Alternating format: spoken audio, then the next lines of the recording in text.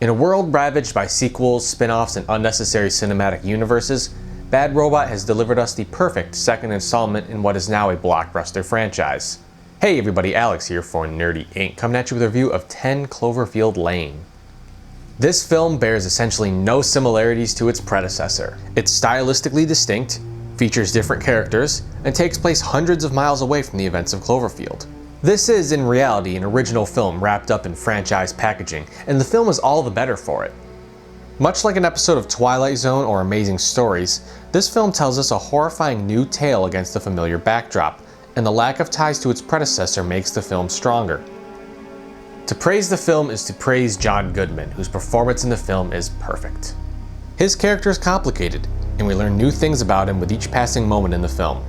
This complexity is delivered through his flawless and nuanced performance. It's easy to write off the actors in horror films here or there, but his character is as memorable as it is brilliant. The same can be said about Winstead, who not only gives a solid performance, but whose character makes logical decisions throughout the vast majority of the film. It's refreshing to see a character do something that would actually make sense in the story, rather than do something stupid that'll just result in a cheap jump scare. This is a tense film, full to the brim with moral dilemmas, misdirection, and even world building. Its loose ties to the universe at large augment the film perfectly, and even our prior knowledge of the Cloverfield verse make us question what we're seeing on screen. By tweaking a small-scale indie film and turning it into a blockbuster sequel, 10 Cloverfield Lane gives us the best of both worlds, proving that audiences are receptive to new characters and unique stories.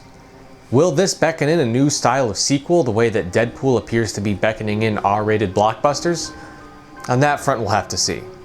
And on a spoiler note, let's discuss the ending of this film. While it was fun, this is the weakest element of the film. The little Half-Life alien pig was a decently tense and engaging sequence, but the flying ship attack was the weakest because it was all too familiar. It bared a striking similarity to the finale of War of the Worlds.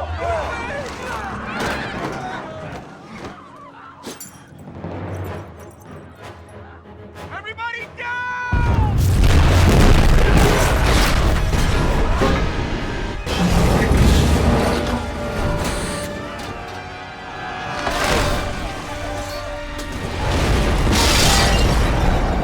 And it felt tonally inconsistent with the rest of the film and really with the rest of Cloverfield. The original film featured giant angry monsters and bugs, not systematically destructive airships. Sure, this was explained by the dissemination of military invasion tactics, but it just felt off. A perfectly acceptable cliffhanger ending would have been her walking out, realizing that the world she knows is gone, and ending the film there. But if a wonky final fight is the price we pay for the excellent preceding story and a sequel with limitless potential, then this is a resounding win. And those are our thoughts on 10 Cloverfield Lane. Do you have thoughts of your own? Let us know in the comments down below, and as always, for more games, comics, movies, and more, keep it right here on Nerdy Inc.